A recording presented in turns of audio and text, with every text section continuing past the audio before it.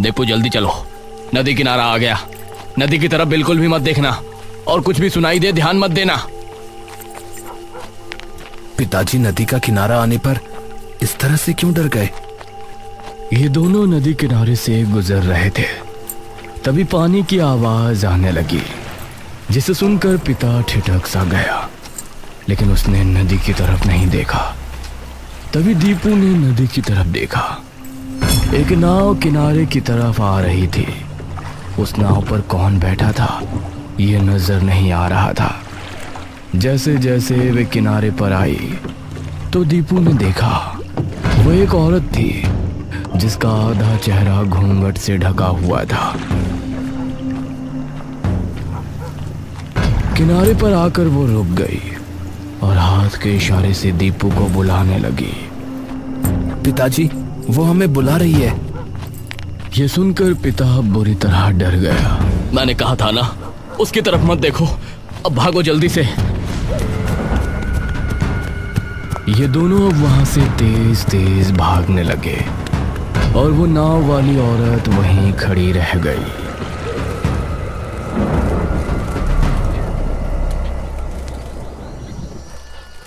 एक महीने बाद दोपहर का समय था।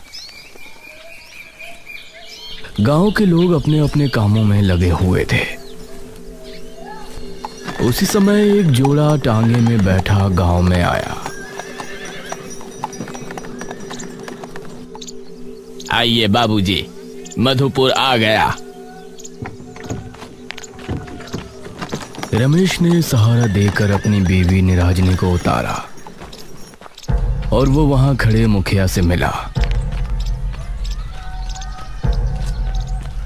जी, क्या आप ही मुखिया जी हैं?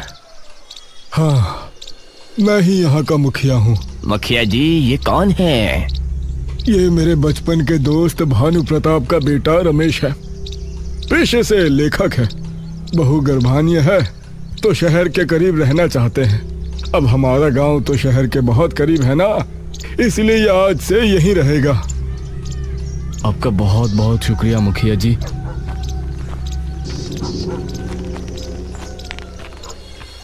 रमेश और निराजनी एक घर में रहने लगे जो नदी के करीब ही था। रमेश एक अच्छी सी कहानी लिखना चाहता था और अपनी नई कहानी शुरू करने की तैयारी में था। रात के 10 बजे मोहिनी और मोहित हाथ थामे टहल रहे थे। मोहित, तुम हमारे रिश्ते की बात अपने बाबूजी से कब कर रहे हो? अरे करेंगे भाई, अभी पहले बलवीर भैया की शादी तो होने दो, वरना बाबूजी कहेंगे बड़े की शादी नहीं हुई और छोटा फुदक रहा है। नदी किनारे अजीब सी शांति छाई हुई थी। चलती हवाएं माहौल को सुहाना बना रही थी। ये दोनों भी बातें करते करते नदी किनारे पहुंच चुके थे।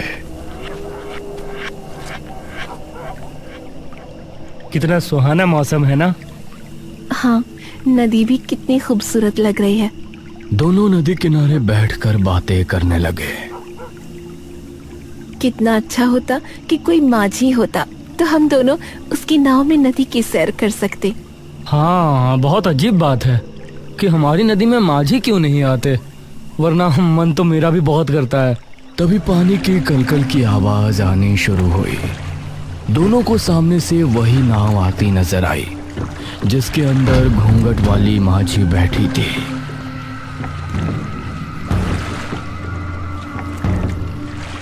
अरे वाह, ये तो बहुत अच्छा हुआ। वो देखो, माझी आ रही है। माझी किनारे पर आ गई और उसमें बैठी औरत शांत रही।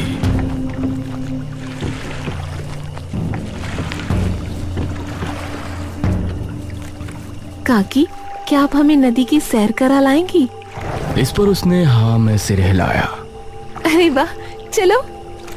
दोनों एक एक करके उसकी नाव में बैठ गए और फिर उस औरत ने नाव चलाना शुरू किया। धीरे धीरे नाव आगे बढ़ रही थी। पानी की आवाज बहुत ही मधुर लग रही थी और ये दोनों बहुत खुश थे। मोहिनी ने पानी हाथ में उठाकर मोहित पर फेंका। ये लो।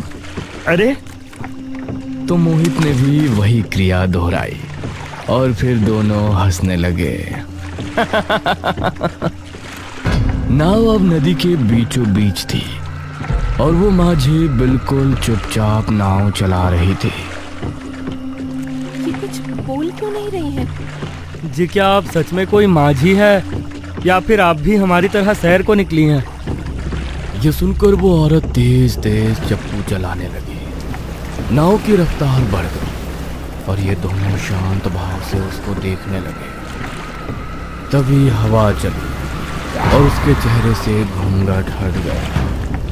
उसकी चाल, चमकती आंखें और भयानक चेहरा जैसे ही इन दोनों ने देखा तो इनके डर का ठिकाना नहीं रहा। मोहिनी उसका चेहरा देख सहम गई और बेहोश हो गई।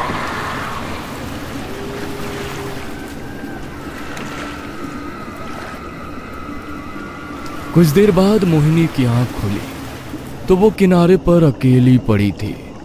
उसने इधर उधर देखा और खुद को अकेला पाकर घर की तरफ दौड़ पड़ी।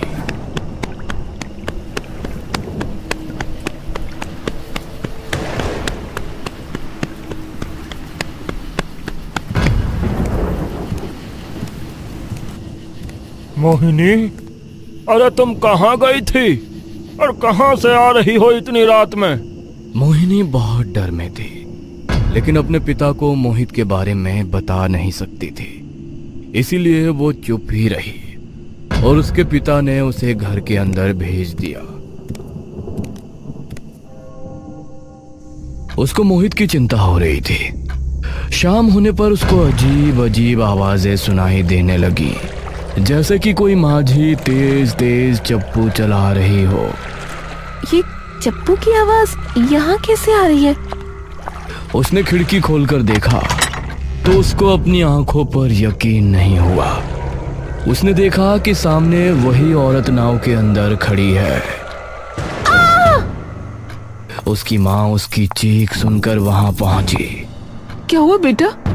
मोहिनी ने खिड़की की तरफ इशारा करते फिर से देखा, माँ वो। लेकिन इस समय खिड़की के बाहर उसका बगीचा नजर आ रहा था। ये देखकर मोहिनी के मुंह से आगे कुछ नहीं निकला। रात होने पर मोहिनी सोने के लिए बेड पर पहुंची।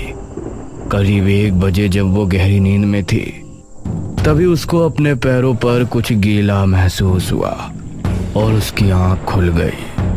कौन है? लेकिन आंख खोलते ही उसने पाया कि उसका बेड नदी के बीच तैर रहा है और वही घूंघट वाली औरत अपनी नाव में बैठी उसकी तरफ आ रही है। ये सब क्या है? मेरे साथ क्या हो रहा है? क्यों मेरा पीछा कर रही हो? तभी उसे किसी ने हिलाया तो वो अपने सेंस में आई। उसने पाया कि वो अपने कमरे में ही है और उसके माँ बाप उसके पास ही हैं। क्या हो बेटा, तुम इतनी अजीब बर्ताव क्यों कर रही हो? मोहिनी कस के अपनी माँ के गले लग गई और फिर उसने अपने माता पिता को सब कुछ बता दिया। ये क्या किया तुमने? अरे नदी पर गई और उस माझी की नाव में भी बैठी और ये सब आप बता रही हो? पिताजी, मैं वहाँ मोहित के साथ गई थी, इसलिए डर की वजह से आपको बताया नहीं। आप उसे पसंद कहाँ करते हैं? ये सुनकर मोहिनी के पिता ने उसकी माँ की तरफ देखा और मोहिनी को आश्वासन दिया। वो मोहिनी का खास ध्यान रखने लगे, लेकिन मोहिनी को हर जगह वो माझी दिखाई देती। मोहिनी ऐसे में मोहित को बहुत याद कर रही थी और इससे तंग आकर उसने फैसला किया कि वो उस औरत से जाकर मिलेगी और मोहित से उसके बारे में पता करेगी। रात 12 बजे वो नदी पर पहुंची तो सामने उसको नदी किनारे वही औरत खड़ी नजर आई। तुम क्यों मेरे पीछे पड़ी हो? और मेरा मोहित कहाँ है? क्या किया तुमने उसके साथ? आओ मेरे साथ आओ, मैं तुमको उससे मिला दूंगी। मोहिनी उसके कहने पर वापस माझी में बैठ गई और फिर उस औरत ने नाव चलाना शुरू किया। जैसे जैसे औरत आगे बढ़ रही थी मोहिनी के दिल की धड़कन भी बढ़ती जा रही थी। कुछ देर चलने के बाद नाव एक टापू पर आकर लगी। यही है तुम्हारा मोहित? क्या तुम तुमने मोहित को इस टापू पर छोड़ा है? यह सुनकर उस औरत ने हाँ में सिर हिलाया। मोहिनी उसकी नाव से उतरी और आगे बढ़ गई। टापू बहुत सुनसान था और वीरान भी। मोहिनी एक डर के साथ आगे कदम बढ़ा रही थी। ये मुझे यहाँ क्यों छोड़ गई? मोहित, मोहित क्या तुम यहाँ हो? वो बार बार आवाज लगाती लेकिन उसे कोई जवाब सुनाई नहीं दे रहा था। तभी अचानक उसका पैर किसी चीज से टकराया और वो जमीन पर गिर गई। उसने पाया कि मोहित जमीन पर मृत हालत में पड़ा है।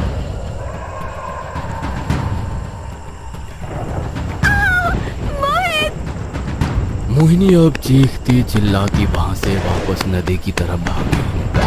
तभी वही नाव वाली औरत अचानक से उसके सामने आ गई और भयानक अंदाज में बहुत जोरों से चिल्लाई। अगले दिन मोहिनी के गायब होने की खबर गांव में बुरी तरह फैल गई। मुखिया जी, कुछ गांव वाले और रमेश भी वहां मौजूद थे। इस माझी का शिकार अभी तक कितने लोग हो चुके हैं, पता नहीं हमें उससे कब छुटकारा मिलेगा। मुखिया जी, ये किस माझी की बात कर रहे हैं आप, मुझे बताइए। रमेश, उस नदी के किनारे एक औरत, एक माझी है। रात के समय पर नजर आती है और कोई गलती से भी उसकी नाव में बैठ जाता है तो वो गायब हो जाता है या कुछ ही दिनों में उसकी मौत हो जाती है। लेकिन ऐसा क्यों? कौन है वो माझी और वो ऐसा क्यों कर रही है? कई सालों पहले नदी पर बहुत से माझी रहा करते थे। सभी माझी नाव में बैठाकर यात्रियों को दूसरे छोर पर छोड़कर आते थे। उन्हीं माझियों में एक था किशन। किशन की बीमारी के चलते मौत हो गई थी और उसकी मौत के बाद उसकी पत्नी मंजरी बेसहारा हो गई थी। इसीलिए एक दिन वो किशन की नाव लिए नदी पर पहुंची।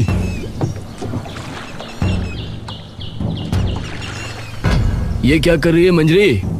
तू इस नदी में माझी नहीं बन सकती। इस पर सिर्फ हम मर्द अपनी नाव चलाते हैं। औरत का काम करना गांव का और हम मर्दों का अपमान है।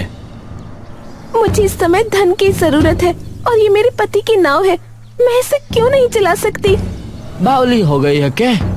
तने पता ना कि औरत का काम करना ठीक ना से उसे गैर मर्द गंदी नजरों से देखे से। हाँ, अगर मर्द गंदी नजरों से देखते हैं तो उनको अपनी नजर ठीक करनी चाहिए, उसमें मेरी कोई गलती नहीं। रही बात काम करने की, तो मैं भीख मांगकर अपना घर नहीं चलाने वाली। मैं इस नदी में भी अपनी नाव चलाने की हकदार हूँ और मैं भी एक माझी बन सकती हूँ। ये सुनकर बाकी सभी माझी अपने दांत भींचने लगे। सभी ने मिलकर योजना बनाई और जो भी यात्री नदी किनारे आता वो मंजरी की नाव में उसे बैठने ना देते। आइए भाई साहब, आपको उस पार जाना है, मैं छोड़ दूंगी, सिर्फ 4 आने में। तभी बलबीर आगे आकर बोला, अरे हमारा धंधा को खराब करना चाहती है क्या? उस पर जाने के 6 आने लगते हैं और तू हमारा ग्राहक छीन के 4 आने में ले जाएगी।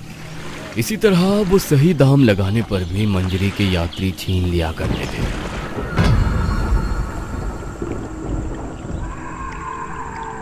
एक रात मंजरी अपनी नाव में सवार नदी किनारे बैठी थी और उसी समय एक माझी अपनी नाव के साथ वहां मौजूद था, जिसने अपना चेहरा गमछे से छिपाया हुआ था।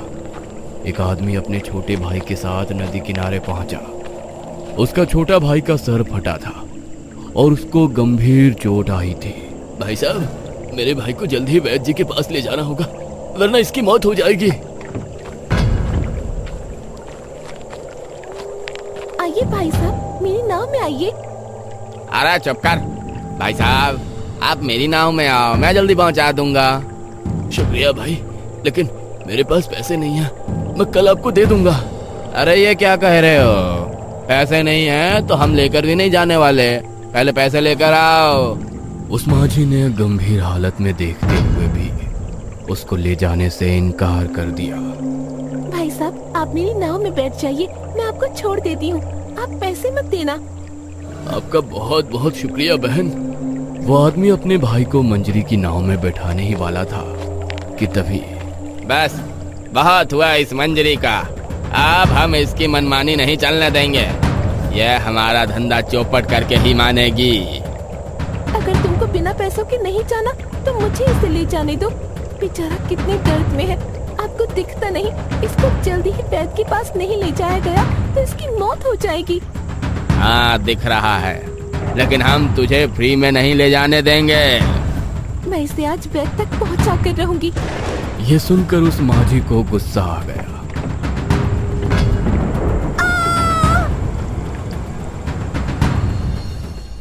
ये तो बहुत बुरा हुआ मुखिया जी, फिर आगे क्या हुआ? अगली रात से मंजरी अपनी नावों के साथ नदी किनारे नजर आने लगी और उसने सभी माझियों के दिल में डर का माहौल बना दिया। माझियों को वो अपनी कहानी बताती और उन पर जानलेवा हमला भी करती। इसलिए सभी माझियों ने नदी में नाव चलाना छोड़ दिया। रोजाना रात के समय सिर्फ मंजरी की नाव ही नदी में नजर आती और वो जो भी उसकी नाव में बैठ जाता वो या तो नाव गायब हो जाता या फिर मर जाता। रमेश को मंजरी की दास्तान बहुत दुख भरी लगी।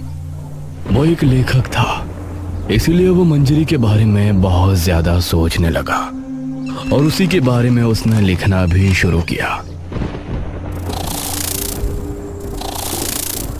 कुछ दिन ऐसे ही गुजर गए।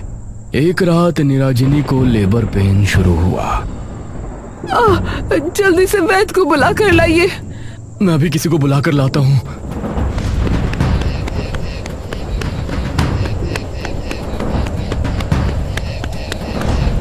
रमेश मुखिया के घर पहुंचा तो वहां हवेली के बाहर ही एक आदमी बैठा हुआ था।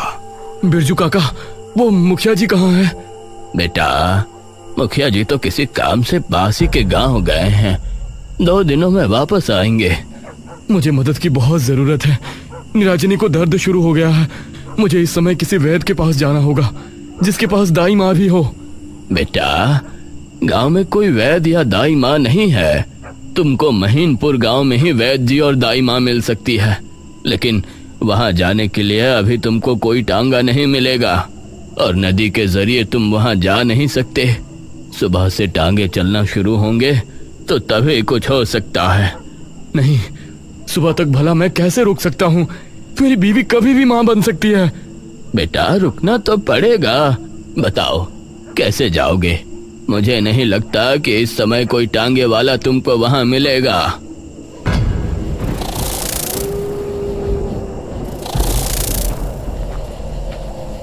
रमेश निराजनी को लेकर सरहद पर रवाना हो गया, जहां एक तरफ नदी थी और उसके ऊपर पुल जा रहा था। उसने देखा कि पुल काफी ऊंचाई पर है और वहां कोई भी टांगा नहीं है। क्या करूं? अब तुमको कैसे लेकर जाऊं मैं? तभी नाव के पतवार और चप्पू की आवाज सुनाई दी। उसने देखा कि नदी किनारे नाव लेकर मंजरी आ रही है। उसे देखकर एक पल को रमेश संट रह गया, लेकिन तभी निराजनी। रमेश को अब कुछ समझ नहीं आया और उसने निराजनी को उठाया। संभल कर निराजनी।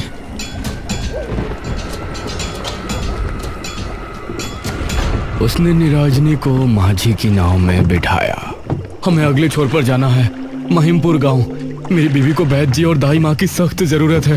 ये सुनकर माझी ने नाव चलाना शुरू किया। आधी रात के समय किसी के साथ नाव में सफर करना, ये जानते हुए भी कि वो एक आत्मा है, ये बहुत ही डरावनी बात थी। लेकिन आज रमेश ने ठान लिया था कि वो अपने होने वाले बच्चे और निराजनी की जान बचाकर रहेगा। नाव धीरे धीरे आगे बढ़ रहा था। निराजनी बहुत दर्द में थी और वो मंजरी के बारे में नहीं जानती थी, इसलिए उसका पूरा ध्यान अपने दर्द पर था। पता नहीं आज मैं जिंदा बचूंगा या नहीं। पता नहीं ये आत्मा हमें सही सलामत वहां महिमपुर छोड़ेगी भी या नहीं। सामने कुछ ही दूरी पर अब इन दोनों को किनारा नजर आ रहा था।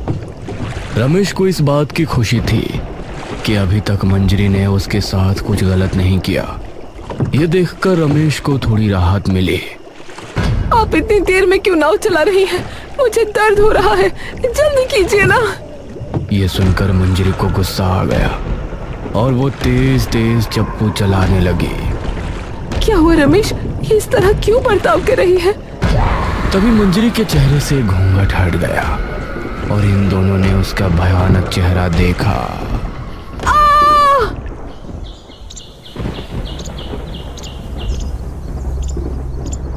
अगले दिन गांव में मातम सा माहौल छा गया।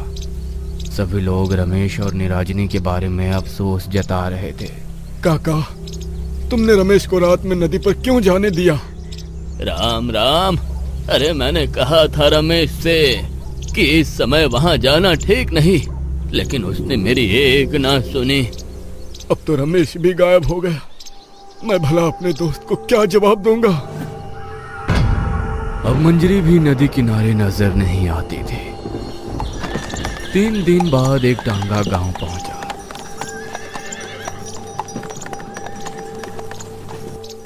जिसके अंदर से रमेश और निराजनी को उतरता देख सभी हैरान रह गए। अरे रमेश, तुम जिंदा कैसे बच गए? रमेश और निराजनी को उसके बच्चे के साथ सही सलामत देखकर सभी खुश थे, लेकिन ताज्जुब भी थे कि मंजरी की आत्मा ने उनको कैसे छोड़ दिया। मुखिया जी, मैं एक लेखक हूं और मैं जानता हूं कि हर आत्मा तब तक ही भटकती है जब तक उसकी आखिरी ख्वाहिश पूरी नहीं हो जाती।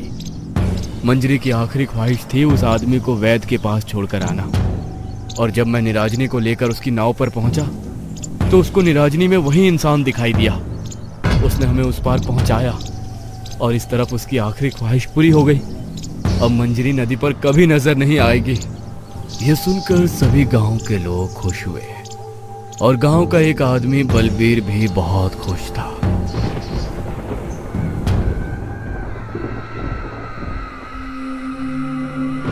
रात के समय बलबीर ने अपनी नाव पानी में उतारी।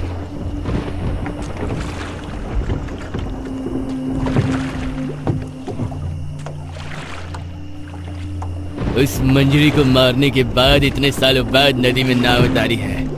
आज तो पूरी रात नदी में घूमता रहूंगा। बलबीर तेज तेज चप्पू चलाने लगा और नाव आगे बढ़ने लगी।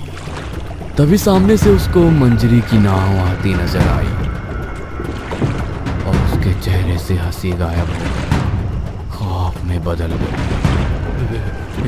तू वापस कैसे आ गई? मुझे मारने वाला तो तू ही था ना बलबीर।